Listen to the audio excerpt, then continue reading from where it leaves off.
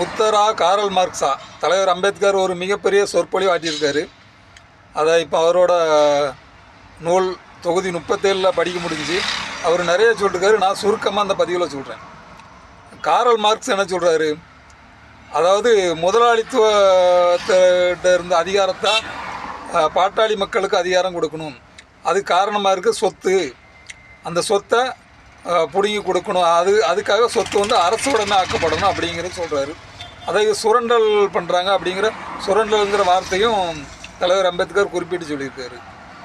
பௌத்தம் என்ன சொல்லுது, பௌத்தத்தை ஏற்றுக்கொண்ட அந்த பௌத்த பிக்குகளை வந்து தனி மனித சொத்து வச்சிருக்கக்கூடாது அப்படின்னு 2000 ஆண்டுகளுக்கு முன்னாலே புத்தர் இதை சொல்லியிருக்கதை குறிப்பிட்டு சொல்கிறார். மார்க்ஸுக்கு முன்னாடி 2000 ஆண்டுக்கு முன்னாடியே தனி மனித சொத்தை ஏற்று புத்தர் சொன்னதாக தலைவர் அம்பேத்கர் சொல்கிறாரு. புத்தர் வந்து இது காரல் மார்க்ஸ் வந்து அதாவது முதலாளித்துவ அதிகாரத்திலேருந்து பாட்டாளி மக்கள் அதிகாரத்தை கொடுக்கணும்னா அந்த செயல்முறை இருக்குல்ல, அதை கையாளுற முறை வந்து வன்முறையை தான் கடைப்பிடிக்கிறாங்க கம்யூனிஸ்ட்டுகள் அப்படின்னு தலைவர் அம்பேத்கர் சொல்கிறாரு. அது இன்னொருவரை பகைவர் ஆக்குறாங்க. அதாவது ஒரு மனம் மாறி இப்போ கம்யூனிஸ்ட் தத்துவத்தை ஒருத்தன் பரப்பும்போது மனம் மாறி தான் அதை ஏற்றுக்கொண்டு அவன் அதை கடைப்பிடிக்கிறான் அப்படின்னு சொல்கிறாரு. ஆனால் பௌத்தம் என்ன சொல்லுது, ஒழுக்கம், தனி மனித ஒழுக்கமும் அன்பும் தான் பௌத்தம் போதிக்குது.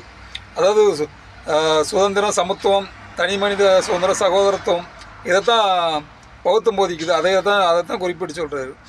அதாவது ஒரு மனிதன் மனமும் உலகின் மனமும் மாறாமல் எதையுமே மாற்ற முடியாது, சீர்திருத்த முடியாதுன்னு புத்தர் சொல்கிறத குறிப்பிட்டு சொல்கிறாரு. அதனால் இந்த கம்யூனிஸ்ட மனம் மாறி ஏற்றுக்கொண்டவன் புத்தரோட அன்பு கொள்கையும் ஒழுக்கத்தையும் ஏற்றுக்கிட்டானா இது நிரந்தரமாக இருக்கும்.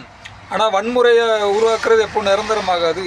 அதை இன்னொரு சர்வாதிகாரத்திலிருந்து இன்னொரு சர்வாதி சொத்தை பிரித்து கொடுத்தாலும் சர்வாதிகாரத்தை நீங்கள் ஏற்றுக்கிறீங்களா கம்யூனிஸ்டுகளுங்கிற கேள்வியும் வைக்கிறாரு.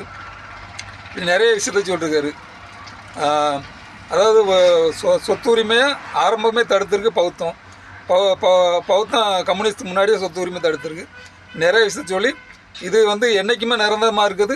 புத்தரோட கொள்கை தான் அன்பு, வழி தான் சமத்துவம். ஏன்னா புத்தர் வந்து வன்முறை செய்யக்கூடாதுன்னு தான் சொல்கிறாரு, வன்முறை மறுக்கிறாரு. ஆனால் கம்யூனிஸ்ட் தத்துவம் வன்முறையை கடைப்பிடிக்குது. அது உடனடி தீர்வாக இருந்தாலும் அது நிரந்தர தீர்வு கிடையாது. இன்னொரு கொஸ்டின் வைக்கிறாரு, இப்போ சொத்தை பிரித்து கொடுத்துட்டாலும் வழி நடத்துறதுக்கு ஒரு அரசாங்கம் தேவையில்ல, அந்த அதிகாரத்துக்கு எங்கே போவீங்கன்னு கேள்வியை கம்யூனிஸ்ட்டை பார்த்து அம்பேத்கர் வைக்கிறாரு.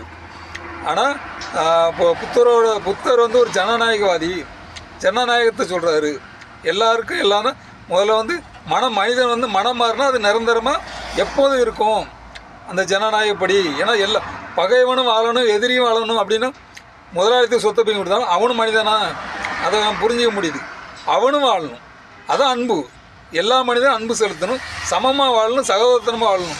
அது புத்தரோட கொள்கை தான் நீண்ட காலத்துக்கு எப்பவும் நிரந்தரமாக இருக்கும்.